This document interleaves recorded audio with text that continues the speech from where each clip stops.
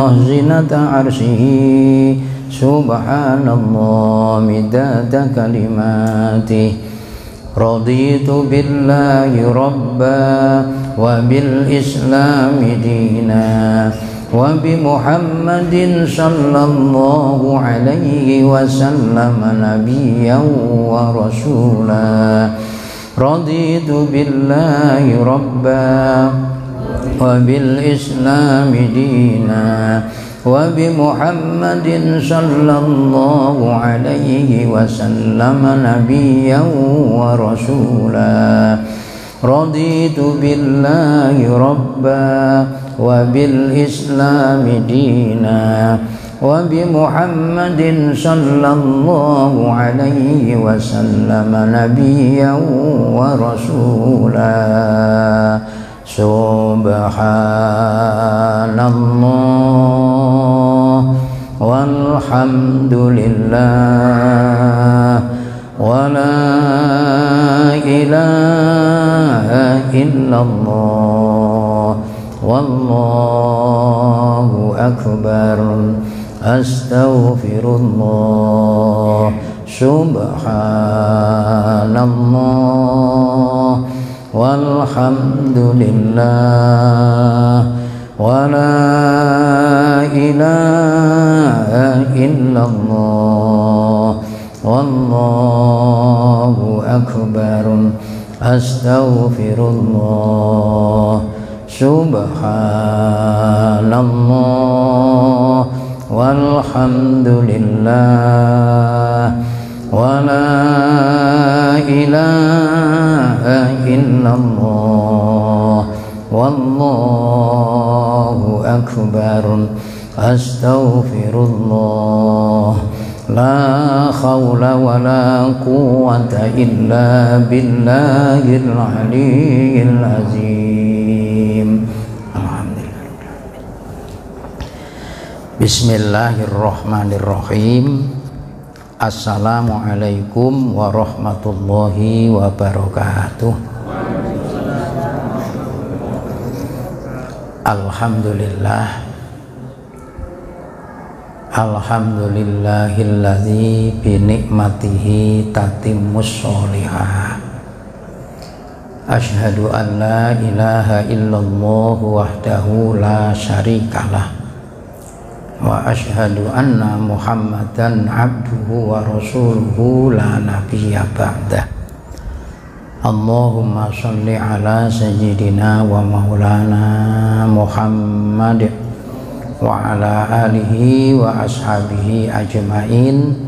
La haula wa la quwwata illa billahil aliyyil azim.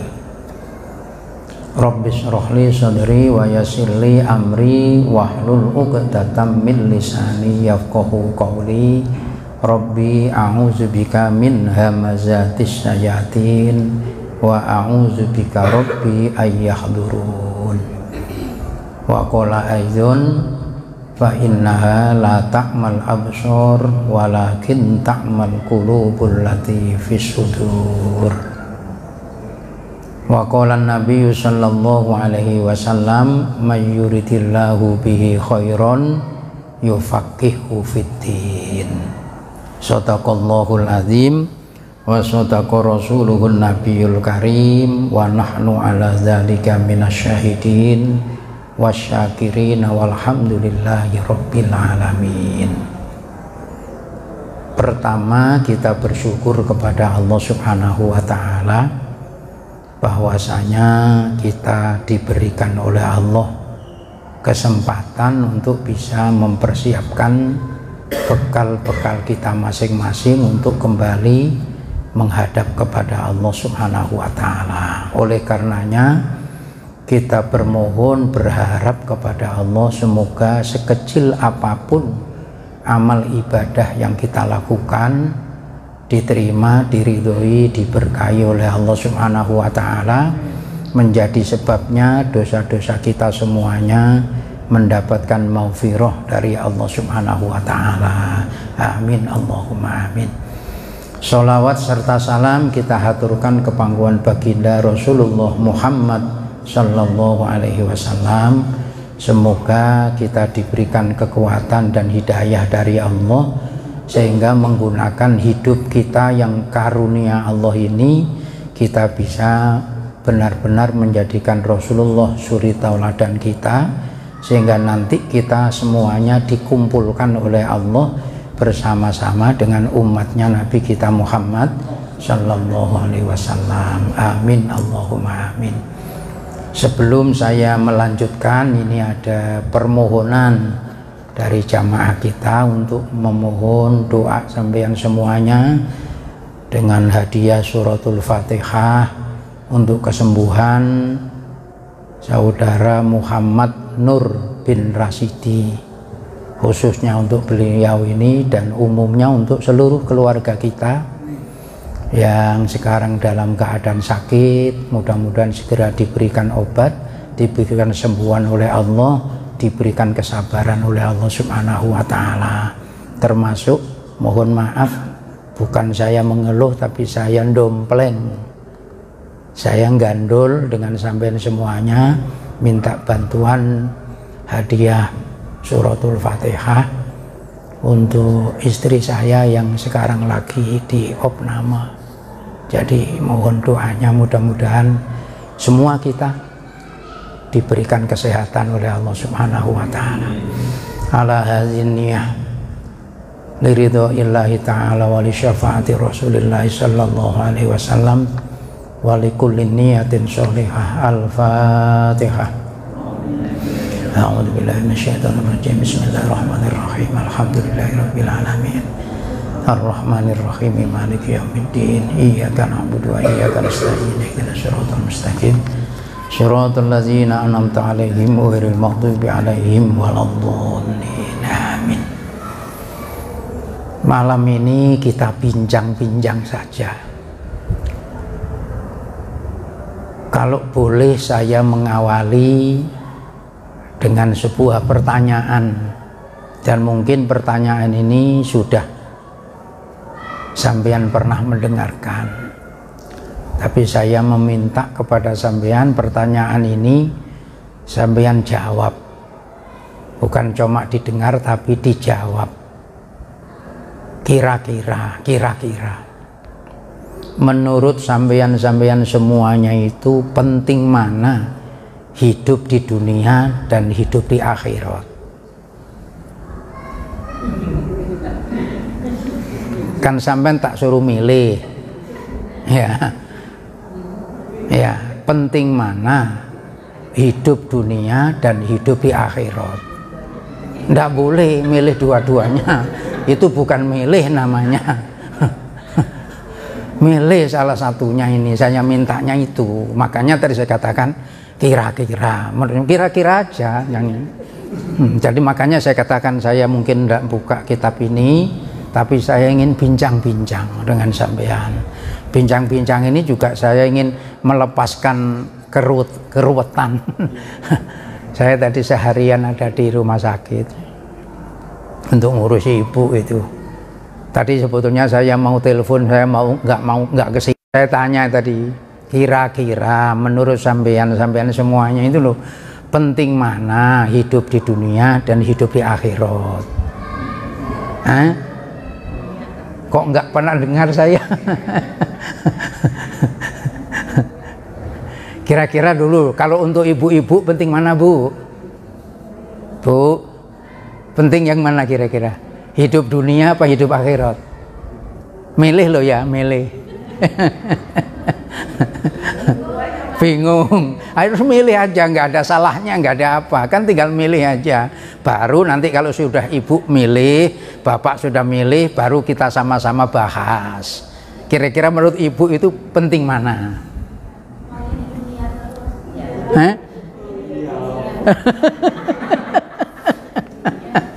Kita harus ketawa, santai. Ya, udah kalau gitu kira-kira menurut bapak-bapak, jamaah bapak-bapak, penting mana hidup dunia dan hidup akhirat? Dunia ya. Ibu mana ibu? Ngikut.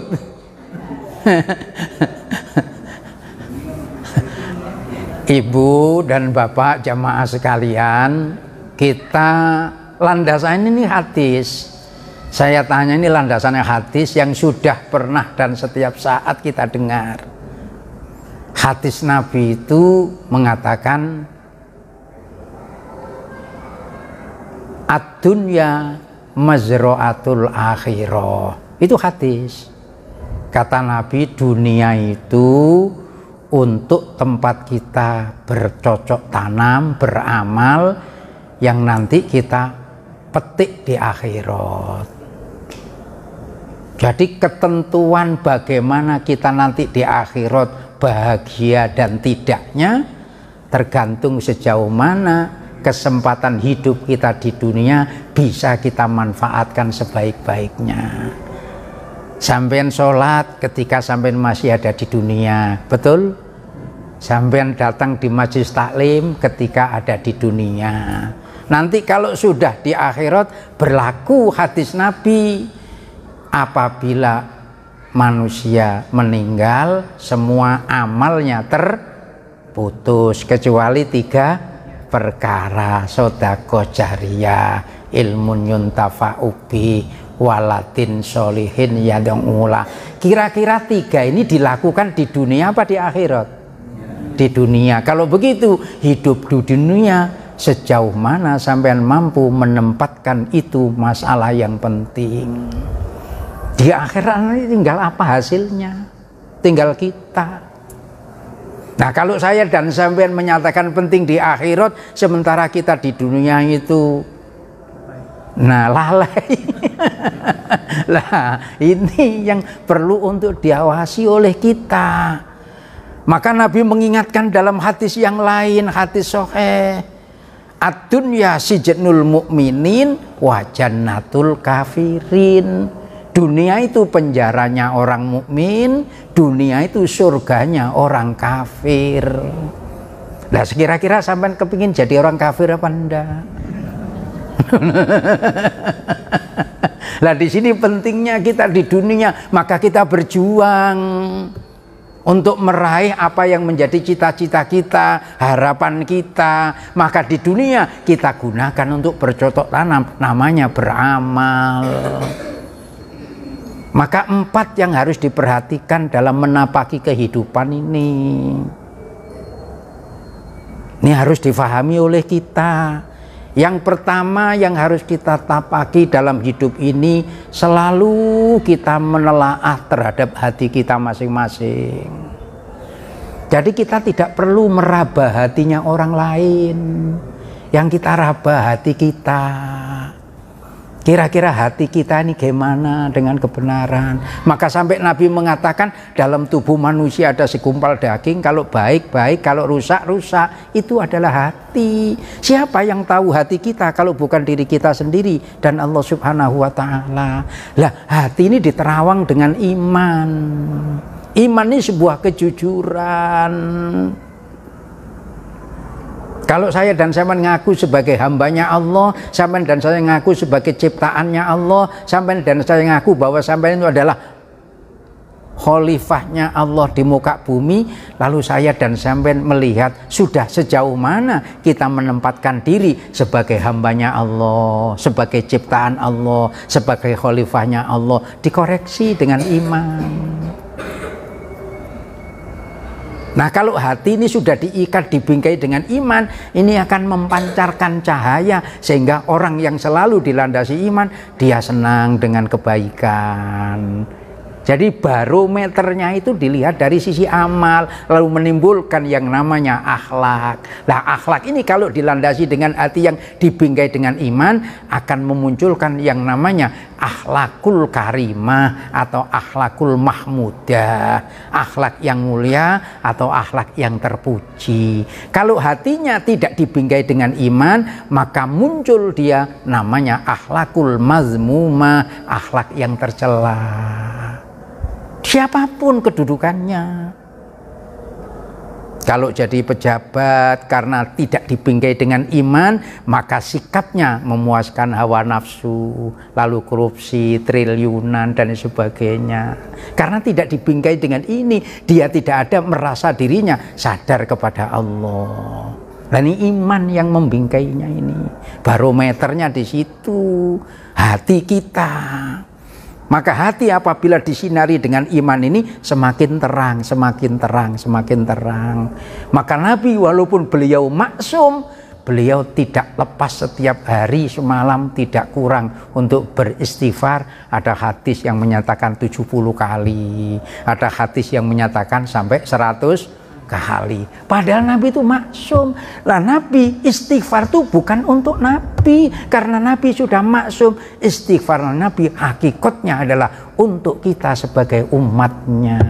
Karena Nabi sudah dijaga oleh Allah Subhanahu wa taala, maka sampai dan saya tidak diperkenankan sedikit pun punya perasaan bahwa Nabi ada kekurangan, ada dosa, jangan rusak diri kita.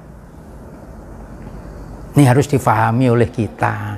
Loh, kalau sudah hatinya diawasi dengan iman, ya, barometernya kita melihat daripada amal. Karena beratnya kita itu melakukan amal, lalu Rasulullah mengajari sampean dan saya doa, Allahumma arinal haqqo haqqo warzuqna tiba'a wa arinal batila batila warzuqna jtinaba. Ya Allah, tunjukilah hambamu yang benar itu benar. Sampai dan saya tidak bakalan bisa melakukan yang benar kalau tidak karena pertolongan Allah. Ya Allah, tunjukilah hambamu yang salah itu salah, yang batil itu batil. Sampai tidak akan bisa menjauhi meninggalkan yang batil kalau tidak karena pertolongan Allah.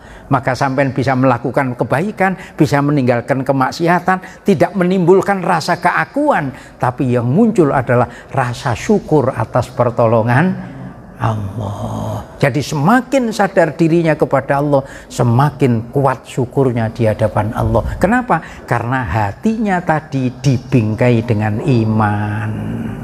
Tuh.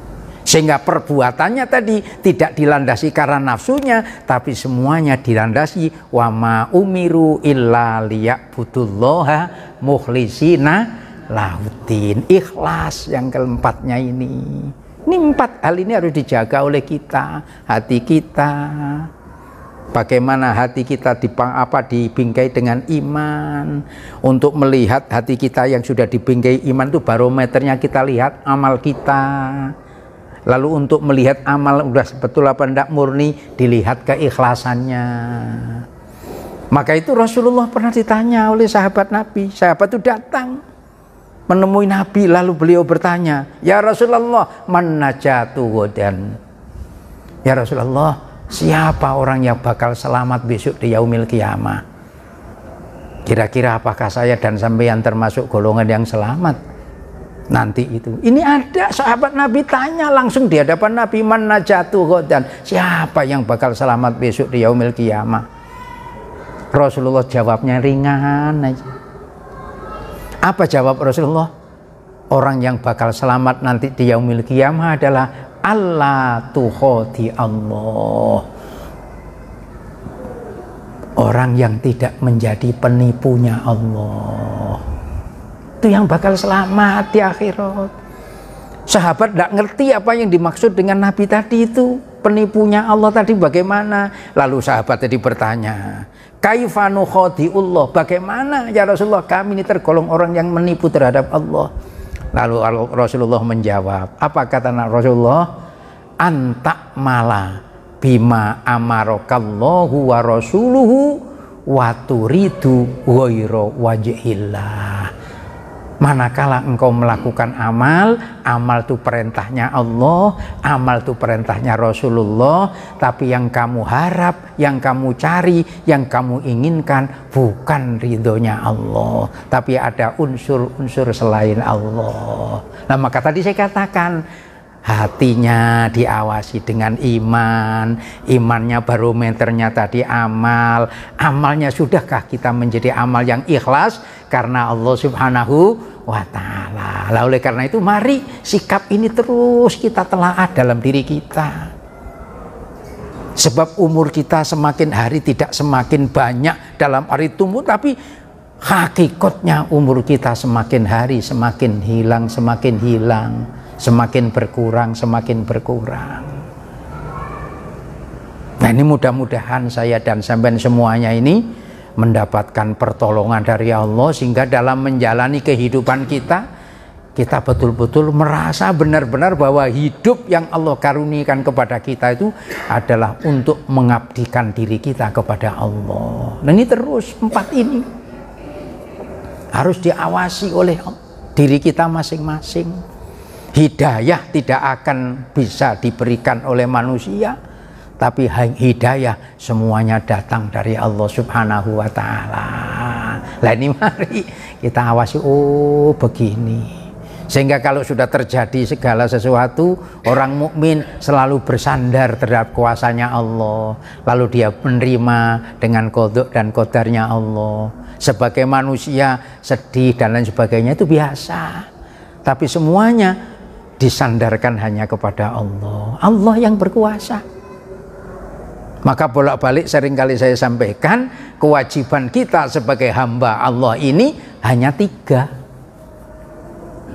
Nih, kewajiban kita sebagai seorang mukmin hamba Allah ini 3. Yang pertama, kita wajib atasnya untuk ikhtiar.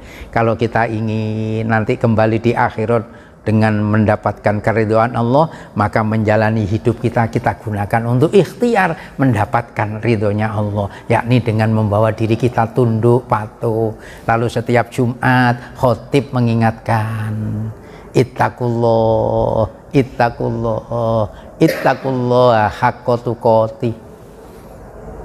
Sehingga ada terjadi gerhana, tidak diperintah oleh Nabi untuk melihat, tidak diperintah oleh Nabi untuk memperhatikan gerhana, tapi terjadinya gerhana kita diperintah oleh Nabi untuk melakukan namanya sholat sunat. Di dalam selesai sholat sunat dianjurkan kita untuk berkhutbah.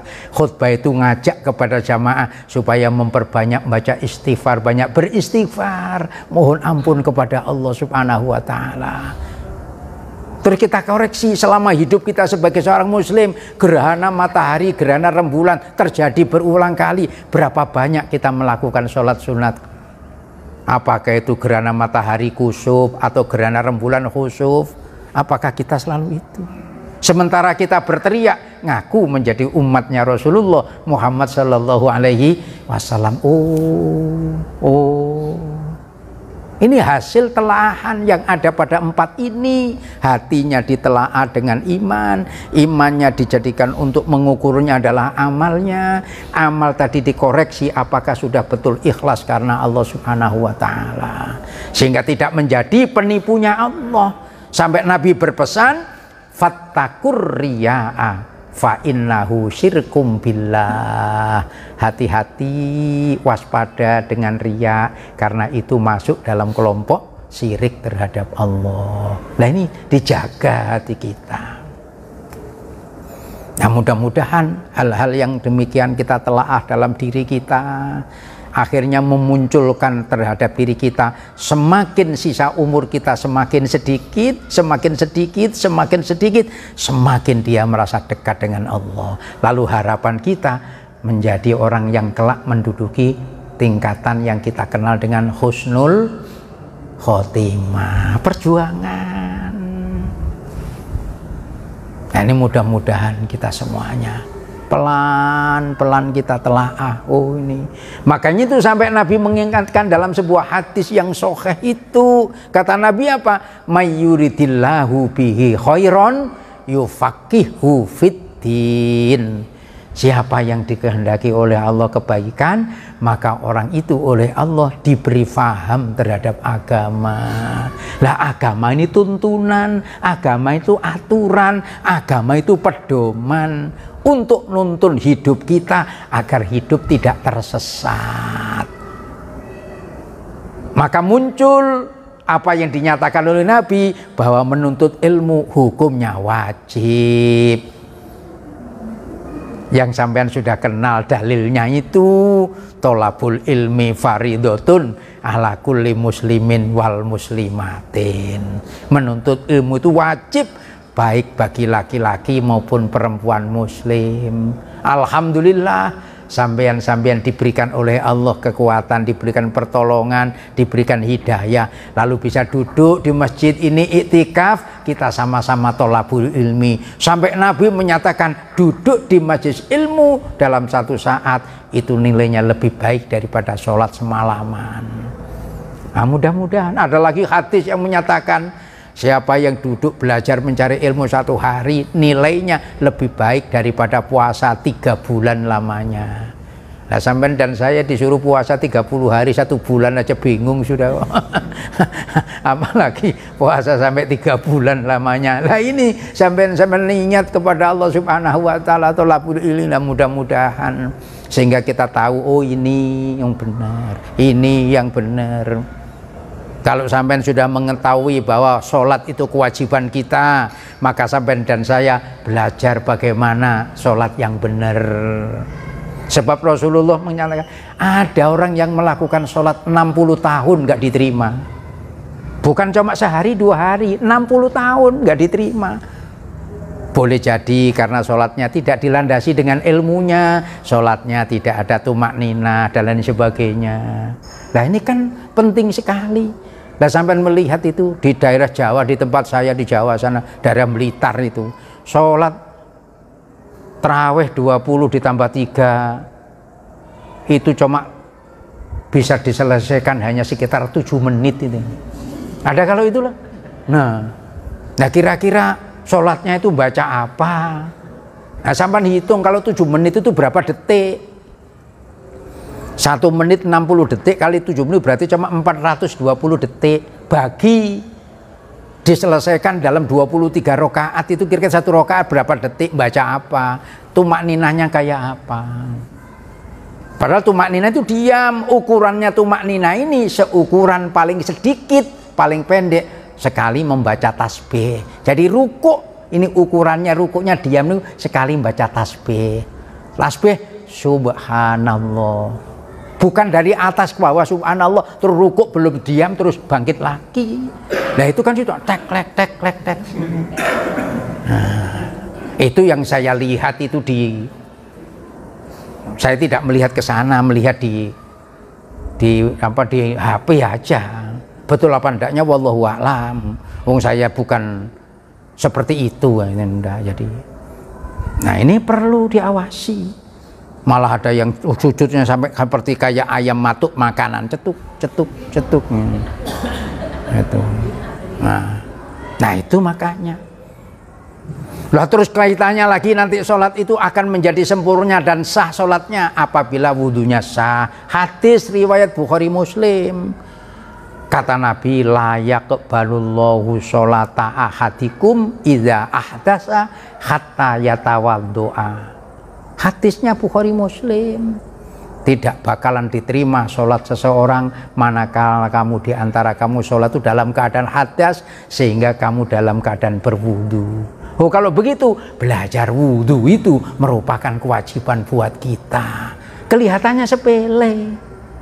Padahal sholat ini menjadi masalah yang pertama yang dimintai pertanggungjawaban. Maka orang mukmin, orang muslim harus paham bagaimana tentang wudhunya, bagaimana tentang sholatnya. Ini semuanya ilmu. Orang yang dihendaki kebaikan oleh Allah diberi paham dengan agama. Ini Masya Allah. Lah ini mudah-mudahan kita semuanya dibimbing oleh Allah Subhanahu wa ta'ala ini. Ya karena itu tadi, karena pentingnya. Sehingga ada 4 perkara yang kelak akan dimintai pertanggungjawaban. Tidak akan bergeser kaki seseorang sebelum dia menjawab pertanyaan 4 pertanyaan ini. Apa itu? An umrihi fima afna wa an sababihi fima abla wa an malihi min aina iktasabahu wa fima anfaqahu wa an ilmihi maza amila bihi. 4 ini ditanya nanti. Nah, kira-kira kita sudah punya persiapannya apa belum? Alhamdulillah kita itu pertanyaannya sudah dibocorkan. Kita alhamdulillah sudah. Kan kalau ada orang yang meninggal setelah diantar ke kubur, ditimbuni tanah sebelum ditinggalkan, itu biasanya ditalkin. Nah, sampean kan biasa kalau ngantarkan saudara kita yang meninggal kubur, sebelum ditinggalkan ditalkin. Nah, ditalkin, diajari di situ. Wah, sudah dibocorkan, sudah itu. Pertanyaannya malaikat itu sudah dibocorkan itu. Kalau kamu nanti didatangi malaikat mungkar nakir, kamu ditanya man robbuka, man nabiyuka, dibocorkan, sudah. Walaupun dibocorkan, kalau kita tidak punya pedomannya, tidak punya kekuatannya, ya nggak akan bisa untuk bisa menjawabnya. Maka kita persiapkan perjawaban ini adalah dari amal ibadah yang kita lakukan. Kita ditolong oleh Allah Subhanahu wa Ta'ala. Nah, tinggal kita, semuanya kembali kepada kita. Maka tadi saya katakan, hidup di dunia, kehidupan di dunia jauh lebih penting dibanding dengan kehidupan akhirat. Kenapa? Karena kehidupan kita di dunia itu menentukan apakah kita baik dan tidak nanti di akhirat. Tinggal kita. Makanya ada kalimat yang berbunyi, wa'mal li akhiratika ka'annaka tamutu dan beramallah untuk akhiratmu seolah-olah kamu besok sudah mati. Nah, beramalnya kapan kalau bukan di dunia ini?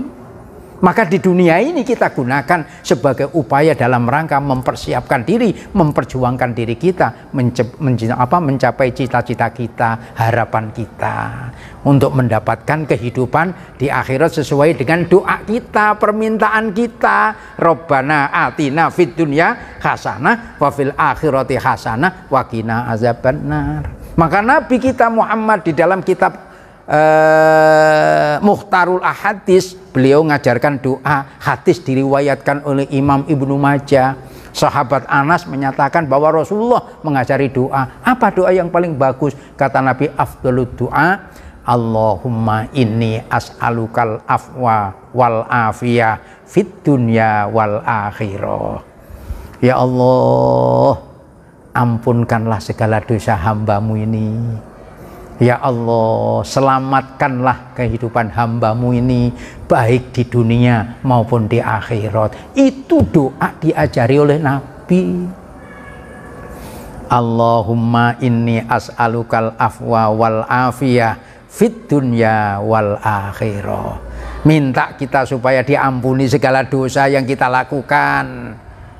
Maka Nabi mengajari kita dengan istighfar yang dikenal dengan Sayyidul Istighfar. Sadar dengan dosa kita, sadar akan kenikmatan yang Allah berikan kepada kita. Karena kezoliman diri kita, banyak berbuat salah, kita mengharap ampunan Allah. Karena kita yakin bahwa Allah lah zat yang maha mengampuni segala dosa. Sayyidul Istighfar, sampai ucapkan itu. Allahumma anta rabbi, sampai seterusnya itu. Difahami oleh kita, kita ngakui bahwa Allah itulah Tuhan kita. Kita mengakui bahwa kita ini hambanya. Lalu kalau kita sudah ngaku sebagai hambanya, bagaimana sikap kita? Ini dimunculkan, lalu ketika teriak di hadapan Allah, raditu billahi robba, hambamu ridho, puas, lega kalau Allah itu menjadi Tuhan kita. Karena puas, karena ridho, karena lega, maka kita ikhlas menerima apa yang menjadi perintahnya. Ini adalah iman.